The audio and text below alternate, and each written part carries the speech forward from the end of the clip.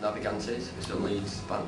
Yeah. That'll be supporting you when you play at Rio's on 15th December. Right. And this is Buster Bloodvessel, of course. I am indeed. The legend of... Bit of a sleep person myself, but Really? Gotta be, isn't it? Right, well, I'll start by saying hello. We just thought we'd pop over and ask you a few questions. No problem, you fire away. Okay. We'll start off by asking, you must have a lot of local bands supporting you. Yeah. Yeah, I like the idea of bringing local bands on all the time, you know. It helps them, it helps us, you know. It creates a local buzz. So it makes perfect sense. I've always supported local bands, always. Yeah. And you've had your own record label as well? Yeah, I've done all that sort of nonsense, yeah. I enjoyed it. It was good for the art's sake, but it sort of wasn't too profitable for me. No? No. So I just moved away from that sort of thing, yeah. I still tamper with it and I do my own stuff myself still, and every now and again I help other people, but yeah, just mainly help more than anything else. Yeah, because I found as a band, like we've been playing less than a year now, I think it's quite hard to be as an up-and-coming band. It is, it's really hard, and the whole thing is you've got to ask people who are experienced in it, and they're hard to find, because most bands collapse or get so big you never see them again, so it's hard to find bands to talk to.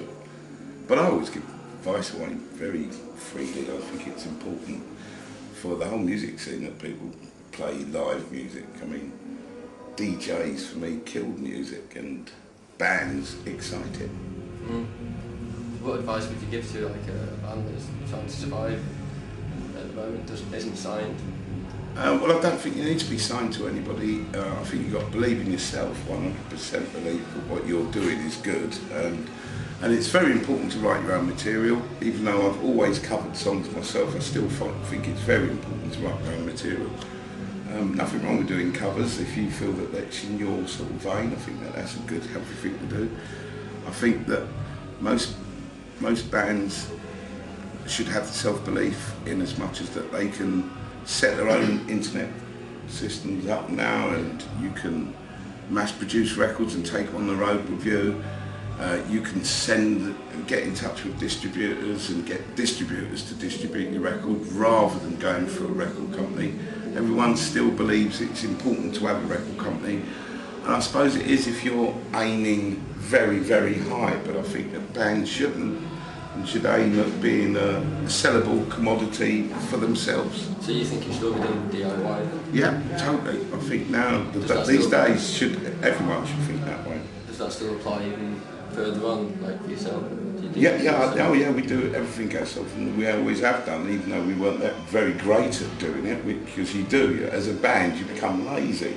You just want to write music, and really, in the perfect world, it would be great if you could just do that and write music and rehearse and play and go off and do it. But there's more to it than that. Yeah. So, and it's better that people understand and learn that sort of side of it rather than putting it into the hands of record companies who are notoriously renowned for taking total advantage of the situation and ripping the arse out of you.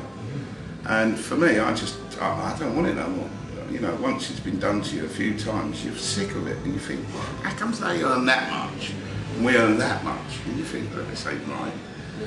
And after a while, you just sort of rebel against it, and so that I'm certainly have been in that mode from the mid-80s onwards. I've been in that mode. Maybe I was always in that mode because we knew that record companies are cleverer than us, and so they take advantage. Yeah. So how about for yourself, as you were growing up, and what were your inspirations? I sort of come from a very predominantly black area in Hackney, Stoke Newington, which used to just have all these ska reggae parties every weekend. All my friends, if it was their birthday, they'd have it in their house, and so I just used to go around their houses, and I sort of fell in love with the ska sound, music, the feel, just everything, the songs, the artists, the lot, the image. I listened to every other sort of music. I was I lived near the Rainbow, and we used to be able to bunk into the Rainbow every night. So we saw virtually every act that went through the Rainbow in the 70s. And of course, I loved blues and rock and roll when I was a kid anyway. So you know, I think my generation was quite lucky with the amount of choice of music that we had, which was predominantly live. Yeah, of course.